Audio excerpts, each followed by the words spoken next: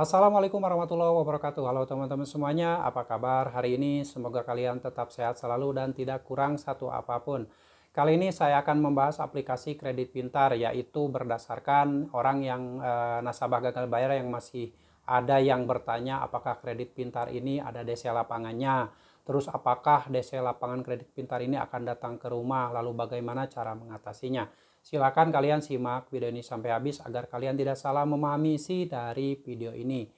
Sebelumnya saya ucapkan terima kasih buat teman-teman semua yang sudah support channel ini, yang selalu mendukung channel ini dan selalu menantikan setiap video yang saya upload berikutnya. Saya doakan kalian sehat selalu dan selalu diberi kemudahan rezeki oleh Allah Subhanahu wa taala. Kredit Pintar merupakan aplikasi pinjaman online legal yang sudah terdaftar di Otoritas Jasa Keuangan. Nah, mengenai kita berbicara masalah DC pinjolnya, Kredit Pintar itu memiliki DC pinjaman online atau DC lapangan, tetapi tidak tersebar di semua kota. Jadi ada kota-kota tertentu saja, terutama kota-kota besar, dan itu juga tidak semua nasabah gagal bayar kredit pintar akan didatangi oleh DC lapangan. Sebagai contoh, teman saya ada yang tinggal di daerah kota yang cukup besar juga, tapi udah gagal bayar 4 bulan belum didatangi oleh DC pinjol kredit pintar tersebut. Jadi yang harus kalian pahami adalah bukan masalah memikirkan DC pinjol kredit pintar akan datang ke rumah atau tidak, tapi yang harus kalian pikirkan adalah bagaimana menguasai dan mengendalikan rasa takut yang ada di hati dan pikiran kalian, itu saja.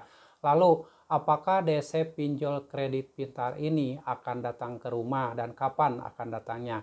Nah, seperti yang sudah saya bilang tadi, pengalaman dari teman saya, gagal bayar di kredit pintar selama 4 bulan dengan nominal hutang sekitar 3 juta ke atas.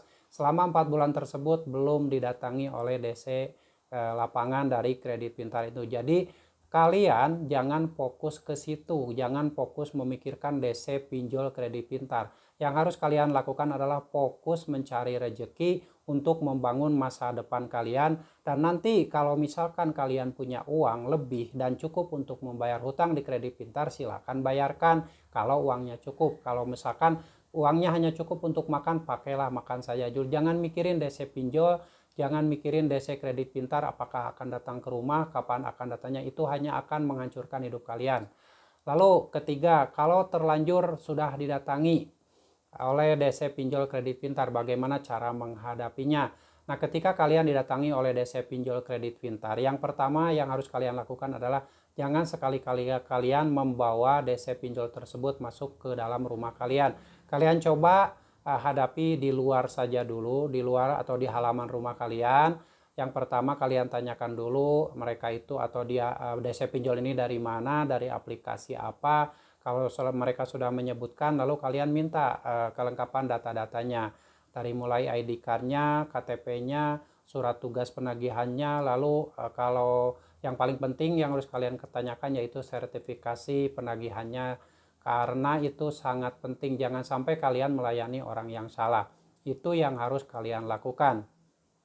Kalau mereka DC pinjol tersebut membawa kelengkapan yang kalian tanyakan, lalu kalian bisa menyampaikan dan negosiasi. Kalau kalian belum mampu bayar dan tidak punya uang untuk membayar, sampaikan saja bahwa saya tidak sanggup lagi untuk membayar. Silahkan kalian lanjutkan atau silahkan kalau mau dilanjut ke proses selanjutnya, saya akan menerima segala resiko yang akan dilakukan oleh kredit pintar tersebut. Jadi kalian terus terang saja tidak punya uang, bukan tidak mau bayar. Kalau ada uang dan cukup membayar pasti dibayar. Tapi kalau tidak punya uang dan tidak mampu lagi untuk membayar, apa yang mesti kalian lakukan? Jadi jangan pusing-pusing, sampaikan saja kalau kalian sudah tidak sanggup bayar. Walaupun mungkin DC pinjol tersebut pasti ada yang kecewa, ada yang bisa menerima, ada yang yang namanya DC pinjol itu kan tukang tagih, jadi mereka itu mengejar target. Kalau mereka tidak memperoleh pembayaran dari nasabahnya, mungkin ada yang justru malah bersikap kasar dan bersikap yang tidak pantas. Nah, jika hal itu terjadi, kalian rekam saja, abadikan dan simpan untuk bukti di kemudian hari kalau ternyata hal ini berlanjut ke proses selanjutnya. Oke ya, itu adalah tiga hal yang sering ditanyakan dan masih ditanyakan oleh nasabah-nasabah yang saat ini baru mengalami yang namanya telat bayar dan gagal bayar di aplikasi pinjaman online. Yang pertama, kalian yang harus dilakukan adalah jangan memikirkan lagi DC pinjaman online.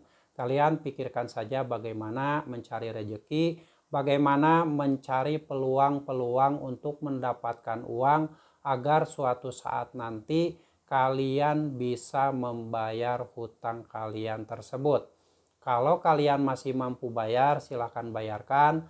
Tapi seandainya kalian memang sudah tidak mampu bayar, sudah tidak sanggup lagi untuk bayar, yang harus dilakukan adalah kalian tetap fokus saja dengan kehidupan kalian. Jangan takut yang berlebihan, karena resiko terberat dari gagal bayar di pinjaman online itu hanyalah data-data kalian bermasalah, skor kredit dari data-data kalian bermasalah. Tidak ada resiko yang paling berat. Yang paling berat itu adalah biasanya adalah ketakutan yang ada di hati dan pikiran kalian.